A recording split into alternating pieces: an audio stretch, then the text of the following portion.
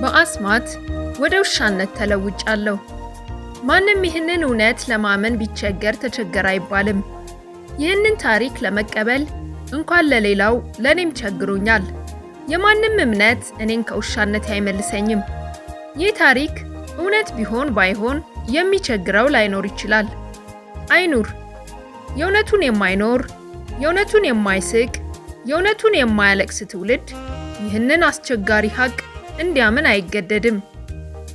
ሀቁ ግን ይኸው ነው። በአርያ ስላሴ የተፈጠርኩት ሰውዬ በአርያ ቡቺ ከች ብያለሁ። ሰው ነበርኩ፣ እነሆ አሁን ግን ውሻ ነኝ። እንደ ምጣድ ቂጥ የከሰልኩ ውሻ። ይኸው ወደ አንዲት ጥርት ያለችና ከፈሳሽ የተሰራች መስታወት ወደ መሰለች ምንጭ ዳር ደርሼ መልኬን ውሃ ውስጥ እየተመለከትኩት ነው። ሰዓት እላፊ የመሰልኩ ጥቁር ውሻ።